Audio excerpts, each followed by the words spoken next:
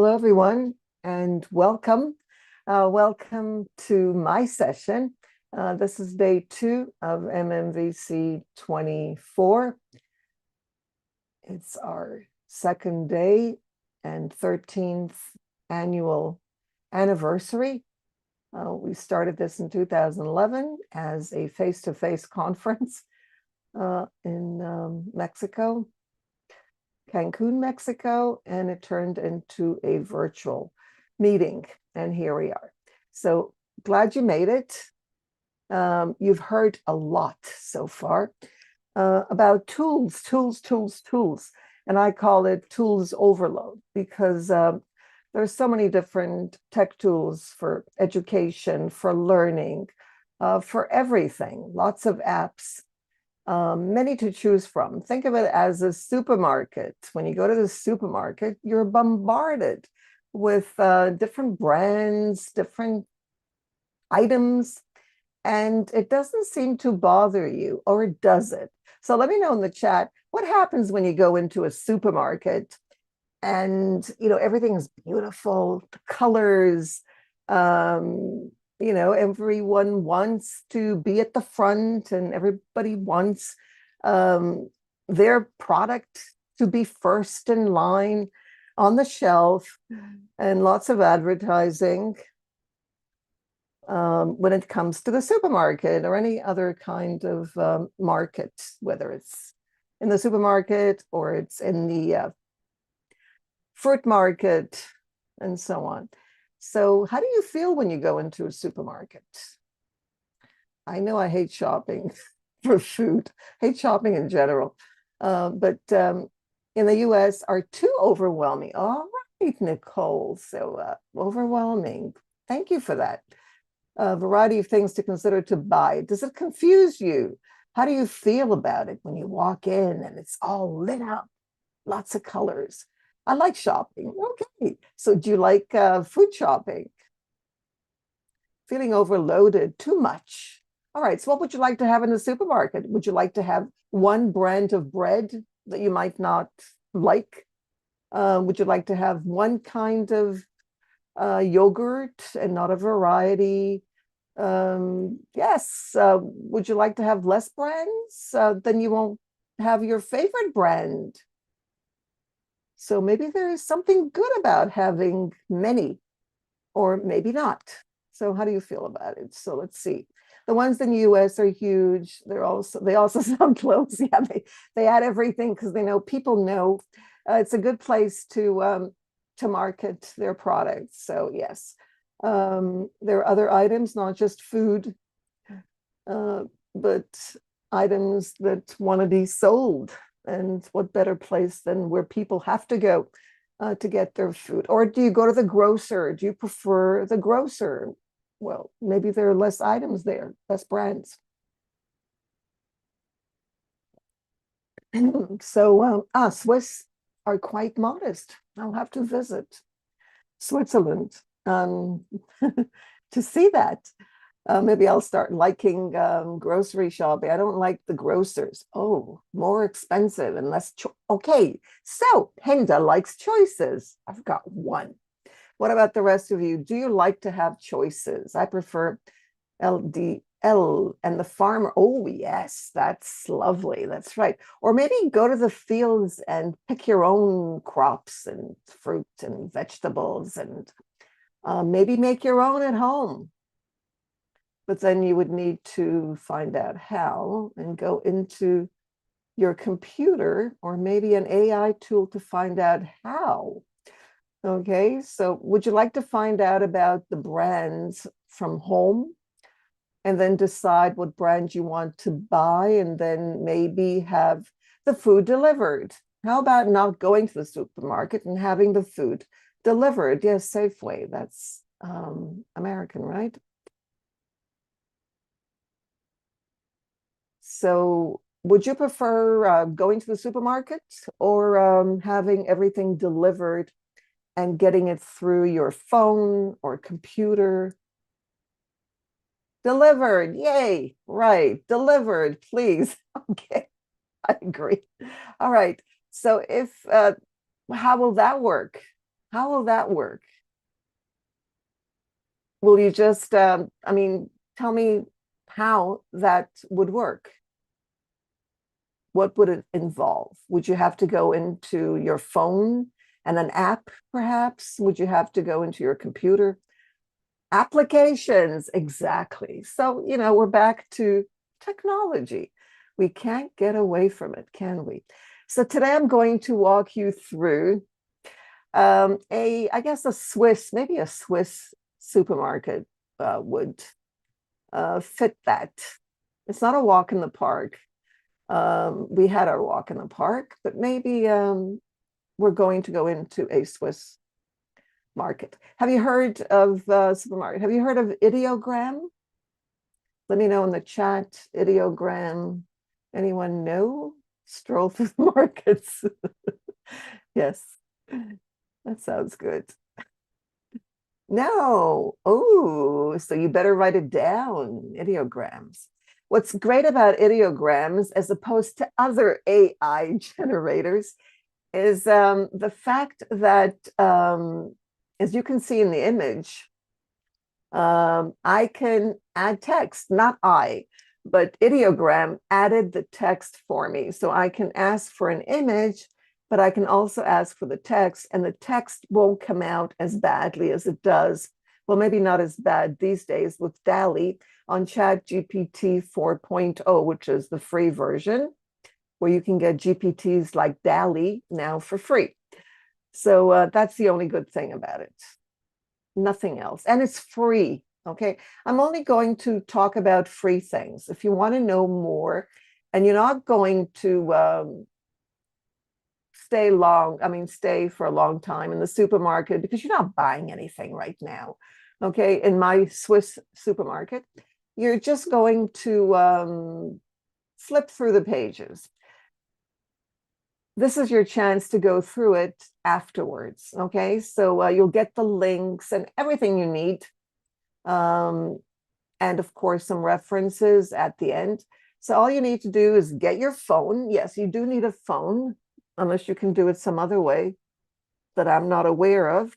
Get your phone.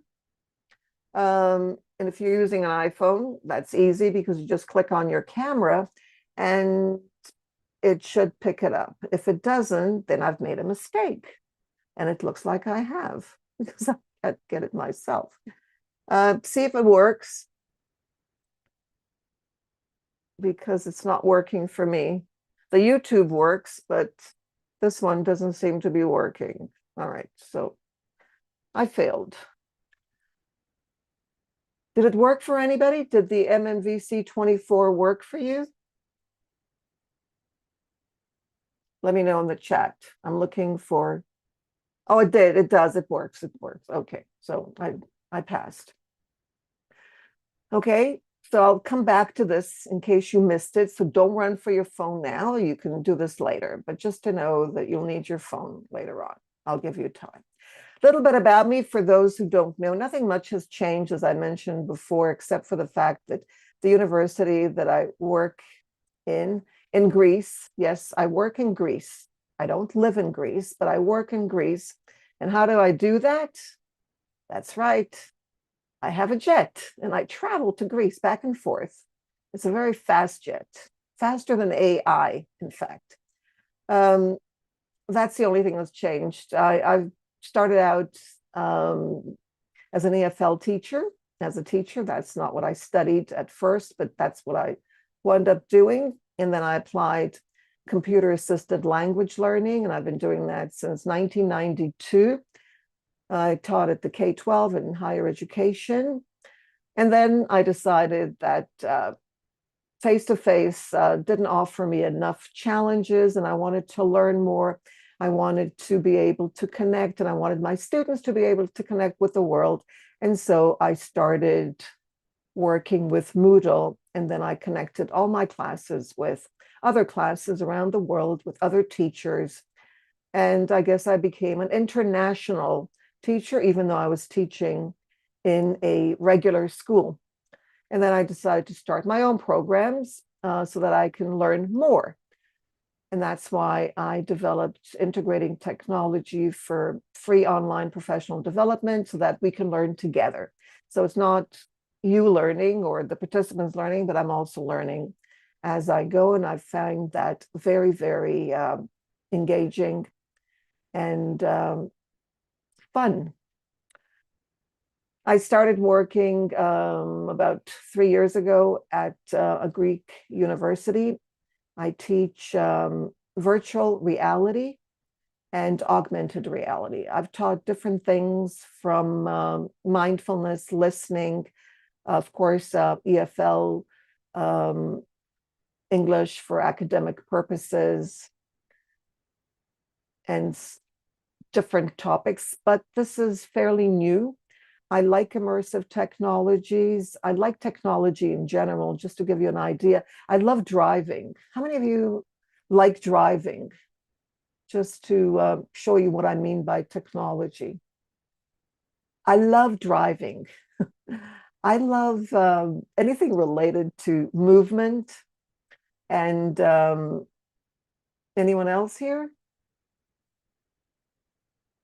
Public transportation, no way. I haven't done that since I was pregnant with my first daughter. No, I need to drive my own car. I get nauseous on the bus, but I love driving. And by the way, driving does, if you look up driving, and if you're interested, you can go into any of the ChatGPTs, get some information about driving, why it actually is great for the mind, and not just the mind, for the brain. It activates different things. And it's technology. Technology is good for us, for our brains anyways. And I teach, as I said, virtual reality and augmented reality. If you're interested, let me know. This is where I worked, not this place, but I worked at a library as a student. I spent more time working and studying in the library than I did in the classroom, because I found the classroom and listening, even in those days when I was in high school and university, listening to lectures boring. I couldn't go through more than 2 lectures at a time. So I would spend time, I would go to work in the library and I would sit there, for hours going through books. And I loved it. I thought I would become a librarian, but I didn't. How many of you still visit public, or I don't know, maybe they have private libraries? I don't know. Libraries. Anyone here visit? Oh, you feel peace, at peace. In the US, outside the cities, yes. For what? For driving or for libraries? In Denmark, they are the extended living room. Libraries? I don't mean in the house. I mean, I have, as you can see in the back, I love books. But libraries with catalogs, with the Dewey system. I love the Dewey system. So most of us don't go to libraries these days, right? Playgrounds, a piano, nice. Oh, that's lovely. That's lovely. COVID, nice. Okay. So instead of going through the catalogs as I used to, and I spent a lot of time because I worked with the catalogs, this is what we have today. Notice there's still books, for decorations. But this is the future, right? This is it. What do you think of this? What do you prefer? Notice where I got the images. Skybox, that's another interesting image generator. 360. And this one, which one do you prefer? Be honest. And think of why you prefer one over the other. Comments? Let me see. Yes, I don't see any comments yet. So Which one do you prefer? The digital books. Isn't that interesting? Is it because of the colors? Both. Okay, nice. All right.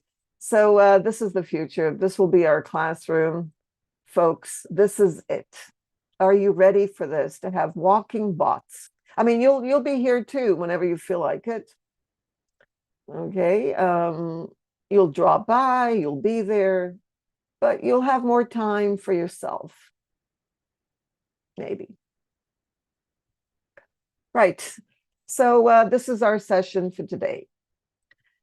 It's true, and I'm sure you all agree, that AI-powered tools are revolutionizing literature reviews. You heard Dr. Deepika mention many, but she also mentioned other things. I'm going to focus only on literature reviews. That's it. They're fast. I'm not sure about accuracy. Okay, they're not there yet, but they will get there, I'm sure, with our help, because we're helping them by using these literature review AI-powered tools. They're great at analyzing. They do it a lot faster than we would. I remember when I did my PhD, I was on the floor, had papers all over the place, and I was putting them together, trying to analyze and get some sense out of the results of the interviews that I had conducted. So these days, all I had to do is just feed, and I could even get an image just, of all the notes and just feed it to one of these literature review AI-powered tools. And that would be a lot faster. But I think I had fun sitting on the floor with all the papers all over the place. I mean, the floor was the only place in the living room, of course, where I could do this. And what they do is they can scan everything very, very quickly and identify the key themes, because I came up with the key themes. I wonder if I would have had better results, faster for sure, but better results if I had not used myself as the identifier. And they provide insights that we may not see. We may skip a lot, because how much can we absorb and come to conclusions? We need AI for this. And it's not bad. It's like a calculator. I mean, math, we could do simple math. Our students can't. They can't add anymore. They use their calculators to do simple math. But it helps. So that's all it is. It's just a way to get help. And the question again is, how effective are they? And if you had to answer off the bat without knowing much, what do you think? How effective are these AI-powered tools for literature reviews?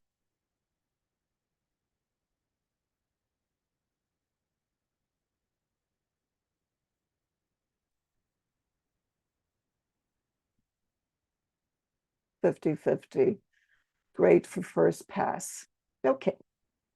Something to think about. Okay, we're going to go through about 8 tools, not much.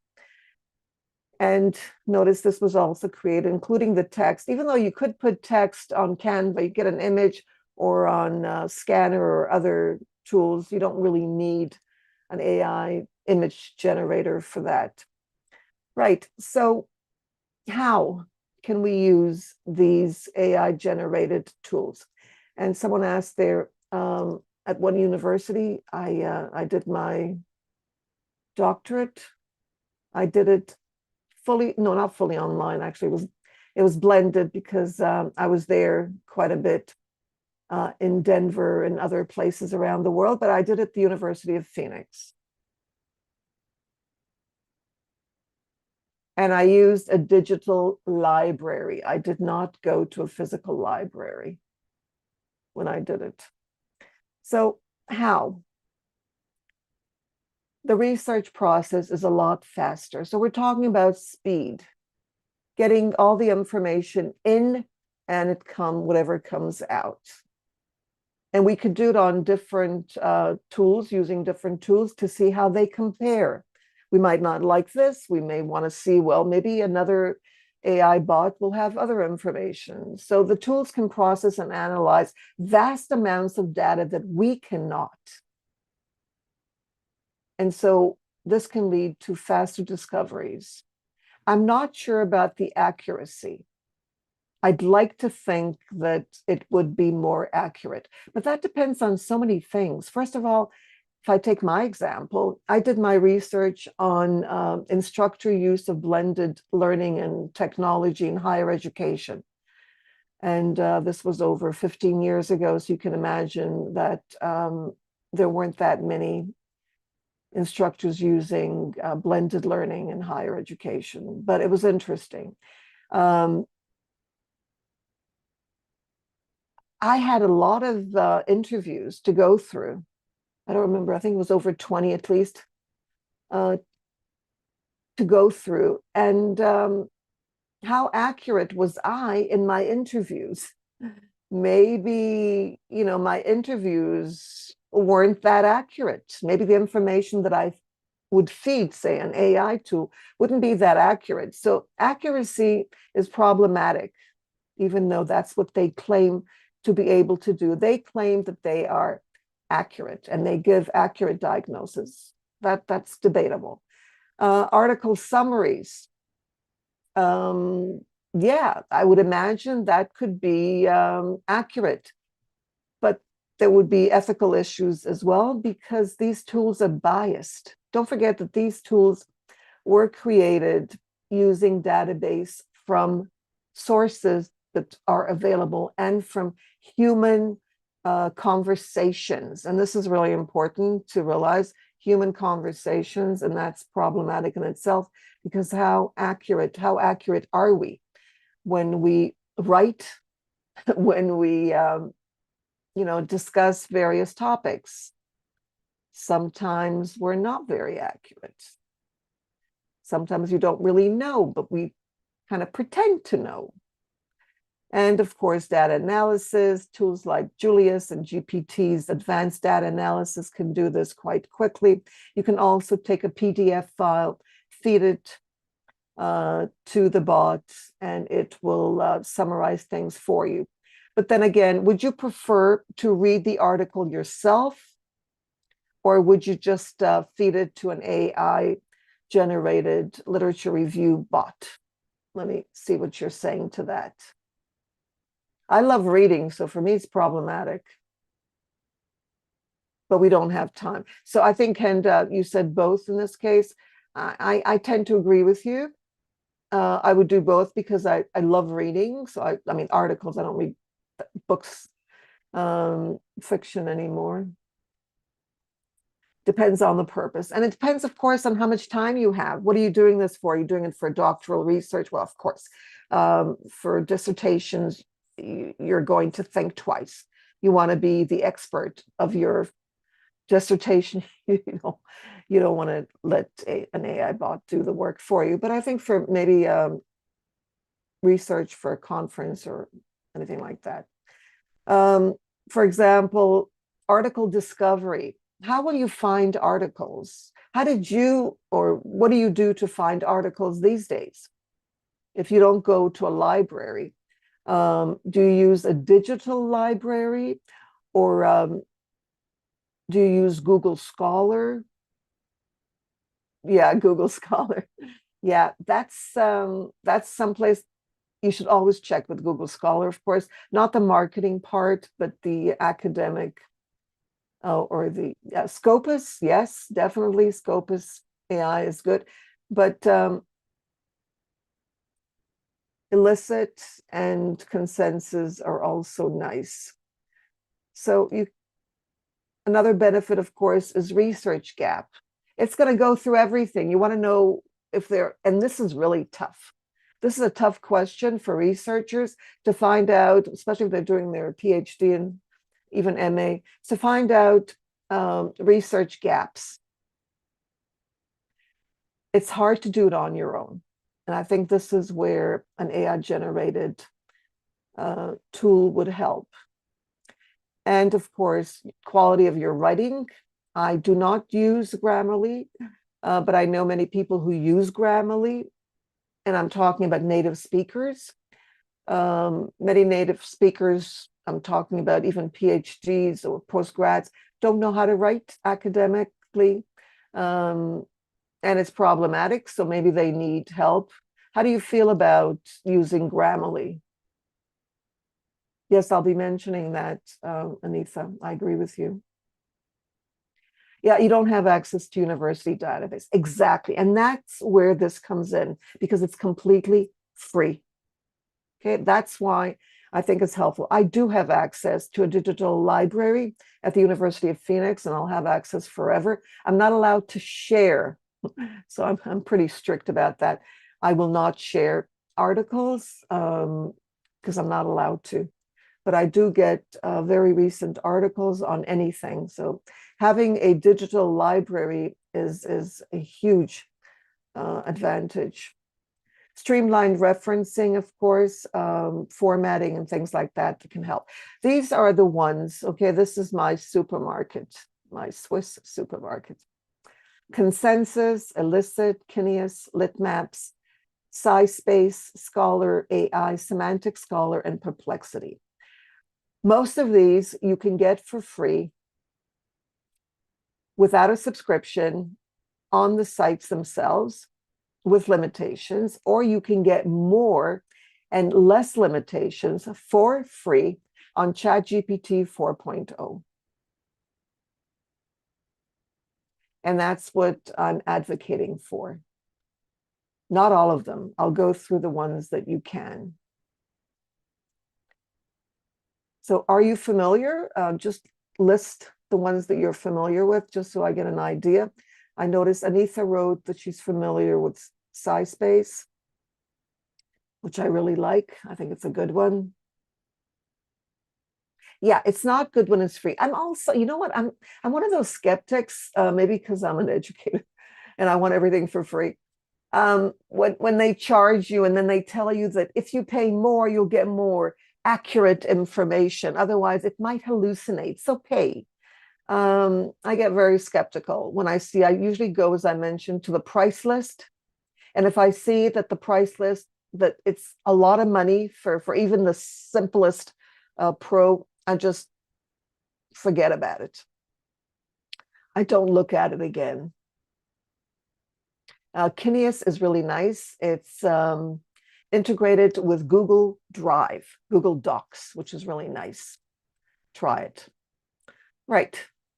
So did you memorize these? Consensus, Elicit. Let's see if you can say it.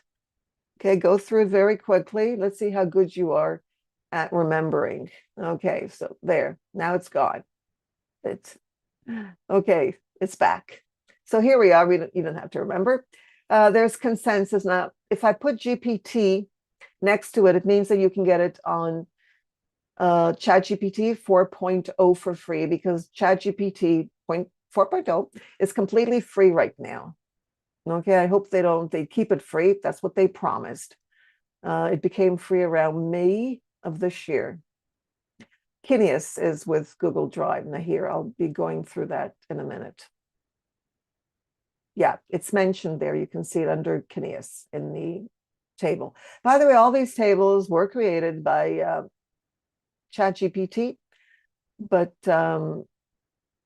Perplexity also has a nice, Google Gemini does too, but I prefer to speak with ChatGPT 4.0 because it really does what I want. It's very, very communicative. I don't like the way it writes, but I like to be able to work with it. And it seems to learn about my favorite ways. And if you want to have prompts, you can have your favorite prompts listed. So Consensus is not free. There is a free version, but it's not that great. So if you go into the GPT, now what are GPTs? Any idea what GPTs are? Not GPSs, GPTs. GPTs. That's what they're called, GPTs, mini bots. Anybody know what they stand for? Anyone care to know what they stand for? If you want to know what they stand for, go into ChatGPT and ask, what's a GPT? By the way, ChatGPT 4.0 is not that recent. Perplexity is even more current. ChatGPT 4.0 is from 2023. It hasn't even reached 2024. So it doesn't know. It might not know that 4.0 is free. It doesn't. If you ask ChatGPT 4.0, are you free? Do you have GPTs? It'll say, I don't know, because I don't have that information. I'm outdated. Agents. Oh, that sounds good. Generative. Thank you, Amber. Generated that's it. That's exactly what it is. Pre-trained transformers are a type of large language model and a prominent framework for the generative artificial intelligence. They're artificial neutral networks that are used in natural language processing tasks. Does that make any sense to you? I would call them apps because I have a few GPTs that I created. I have about 10 or 11, I don't know how many, but it's easy to create GPTs. Very easy. If I did it, anyone can do it. And so did Consensus. Consensus created a GPT in ChatGPT, but you need to have a subscription, not to view it, to create one. So I have a few of them.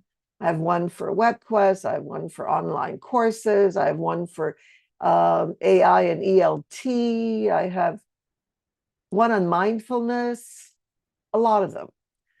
And as I said, it's no big deal. And it just costs a subscription. So Consensus has it. Consensus is probably one of the best. It's quite nice. If you go to Consensus, which I will, let's see what happens. Oh, okay. That's Consensus. Looks nice, right? I love the colors. And I think that's important. You know, it has to be friendly looking so you don't feel intimidated. You can try it for free. So I go into the pricing, and under pricing, you will see that it has a free version. If anything has a free version, and the rest is just too expensive, okay? $9 a month is too much, in my opinion, for teachers and researchers, educators. So the free, notice it's completely free, unlimited searches, unlimited research quality indicator, unlimited AI-powered filters, and limited access to ChatGPT 4, which you don't need anyways. And you can get 40% if you're a student, which is nice. So if you're a student, you can get that. But if you're not a student and you'd like to have one, you go to ChatGPT. Here's ideogram, ChatGPT over here. And I'll show you what the GPTs look like. Okay, so explore GPTs. Does everybody see that? Let me know in the chat if you see that. Explore GPTs. I'll show you my own too, Maud. Okay, great. Thank you. Now here, if one sees it, everybody sees it. Thank you. Right. Thank you, Nicole. All right. So you go into explore. This is the free, okay, for 4.0, which is completely free. And this will appear on the left. Okay, so you go into explore GPTs, click on that, and look what I have here. Now, I don't need this one. Why is it here? Okay, let's go back here. You can explore. There we go. You can explore, notice writing tools, productivity, research and analysis, education, lifestyle, whatever interests you. Let's go into research. Notice Consensus is here at the top, okay? Because they have a lot of users. That's how you get to be at the top. So notice what's available.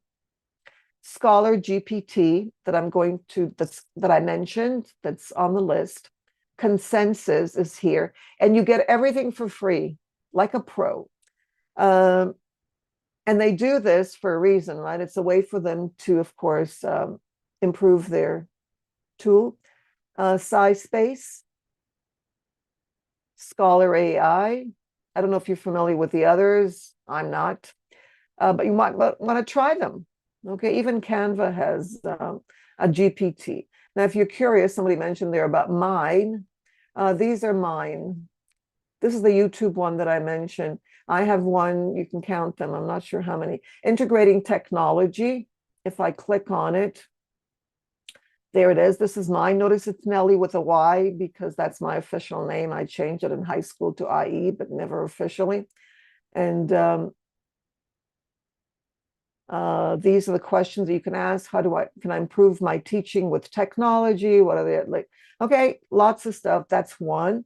Another one is AI for ELT, blended learning, plagiarism checker. This one is quite a favorite with some universities.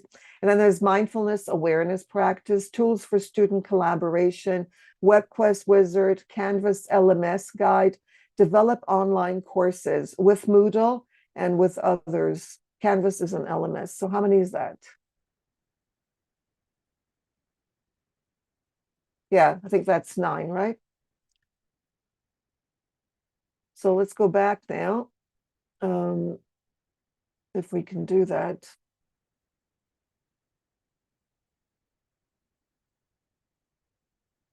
There we go. Looking for questions. Where can we find this? Did you see that, Yusreya? It's on the left. You open the left. If you want to try it now and let me know if you're able to. Oh, you never looked at the tab on the left. Yeah, yeah. You go into the Explore More and then you can add them or hide them. You can make them, you can pin them, putting them at the top. So Consensus you can get for free on ChatGPT as a GPT on ChatGPT 4.0. Elicit cannot. Now Elicit has a free version. They're improving it all the time. They're working really, really hard to improve it. I believe it's a Japanese or they're based in San Francisco, but it's a Japanese group. There's Keenious, and you can use Keenious with Google Docs, which is really, really nice. So if you go into Keenious is very, very nice. Also lovely color. I like the colors. Notice here, Keenious, they're all competing for the colors because people are, as you know, in marketing, color is one aspect of what you buy. It's based on the colors. So these are very, very powerful colors. What's nice with Keenious, you can upload a PDF file or you can add a URL or text right here. And then here, I'm in the text, and then you get information. And notice it has no word limits, and I haven't even signed in. Okay, so if you try, what are you interested in? Research tools using AI. Okay, so let's see what happens here. Privacy. Okay, I accept. And then you're in. And I don't think I'm logged in, right? Someone asked about having to log in. I think it was you, Nicole, if there's any tool where you don't have to log in into Pika's. Notice the articles on the right. You could also filter based on years. Can you see that?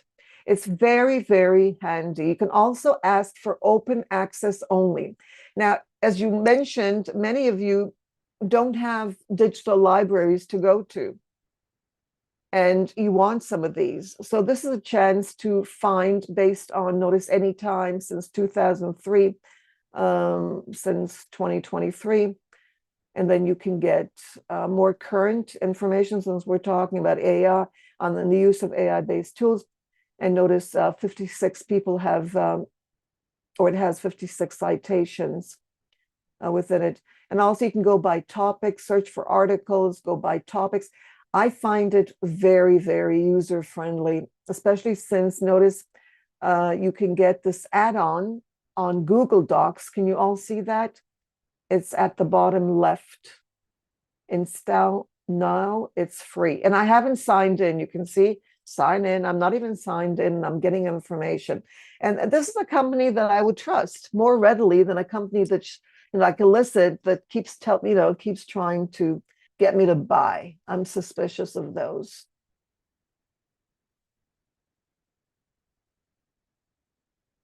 You're talking about conversation there. As far as, yeah, thank you, Nahir, for sharing that. If you log in, it'll save your conversation. Exactly. That's the point. That's the point. But the thing is that you can, use this in the classroom. Your students hate creating accounts. I know mine do. So this is a chance to use it and, work in the classroom or at home. I guess they could do that, but mostly in the classroom to discuss papers on different topics. Install, it's free. So everyone sees that. And then you can install not just Google Drive, but Microsoft Word. You can add it to your Microsoft Word. So this is really, really handy. And there are explanations here on getting started, highlight search, similar article citation count, what they mean, year filtering, and how it works. I think they're very, very good, and it's free. And I hope that it stays free, because we know that things that are good don't always stay free. Any comments about Keenious there? Yes, exactly, Nicole. Yes, that's the number. And then if you don't believe it, try Google Scholar to make sure that these are authentic, that they're real articles and not just made up. But from my experience, they're not. And then there's Litmaps. Litmaps is another favorite of mine. I think it's really, really nice. I like it. I like the way it works. I've created YouTube videos walking through, just like Hey Pi. I also created for all of these, so you can check them out. Litmaps, discover the world of scientific literature. And that's what it's about. Notice you've got some statistics there, the features, and then I go into prices, of course, because as I said, I want to know what you get for free. Okay, so notice they're not greedy, just like SciSpace. Notice here it's free, and you get basic search for 20 inputs, Litmaps 100 articles per map that you can add. And it's not that, it's expensive in some countries, of course, but they're not greedy. And there's SciSpace. SciSpace is also amazing. And they have collaborative tools included so that you can work with others. SciSpace is also on ChatGPT. As a GPT, it's also okay. That wants me to go in there. I shouldn't show that. Notice how many articles it has on different topics. And again, here you can chat with a PDF, or you can extract data. There's also a paraphraser where it's everything up. You can also get it as a Chrome extension. This is important. And you can use it. It says on the left here, if you're looking at that, use on ChatGPT, as I showed you before. It's a GPT on ChatGPT 4. Notice again, there's the free here. And it works with Copilot. I didn't mention that. And you can have only limited messages. Notice the differences here. But there is something, and it's excellent on ChatGPT 4.0 in the GPTs that you can get.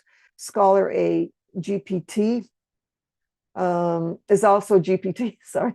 ScholarAI, you can find it on ChatGPT as a GPT on the left there. Same with Semantic Scholar. Semantic Scholar actually is connected to many others. Notice here again, you just search for an article, click on search, and I generally don't accept any terms anymore. but you can ignore that. And you can search for articles, AI in research,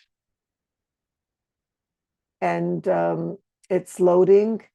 Here too, you don't need to sign in, but as Nicole mentioned, if you want to save your work, you would need to create an account. But if you're just practicing in class and doing some drills with your students, then they don't need to create accounts.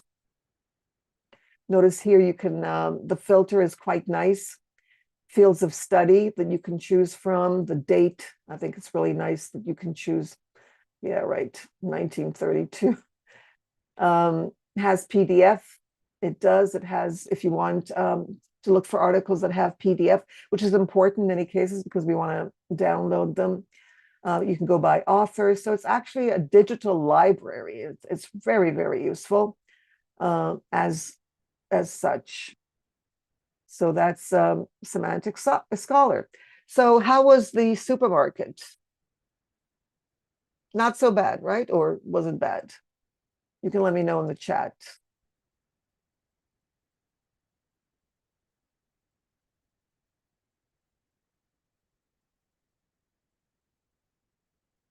Any comments about the supermarket? Head is spinning. Yeah, just that, you have this, you will have it in a second. I'm going to give you the QR code again. I suggest, as Flamin also mentioned, to explore and discover. That's what we do, right? We're teachers, we're professional learners. We are always researching, we're trying to find information. We want articles, interesting topics for our students. So why not use these? We don't have to do research in order to use them for teaching purposes, to bring up interesting things and encourage our students to use, I call them digital libraries, because that's what they are, but they're more, because they're the librarian who helps you as well. So they're assistants, they will assist you, and so much more. I would say that, and Jerome Bruner, Piaget, and Vygotsky, Maria Montessori, they all claim the same thing. The greatest rewards in life come from learning through exploration and discovery. Dewey as well. I don't know why I forgot Dewey, of course. So that's what we do. These are some of the references. You can click on these and get the ideogram, see what you think of it. I use the free version. I don't pay for this. And this is an interesting article, Artificial Stupidity and Coping Strategies. I mentioned something similar when I said that we need to learn to cope and learn to be resilient with all the changes, everything that's happening around us, good and bad, mostly bad, right? We don't have to cope with the good. Organizational dynamics. And this is from 2024. It's an amazing article. And then there's one also 2024, AI hallucinations, a misnomer worth clarifying. These are all open access, as you can see. And OpenAI, this is for DALL-E.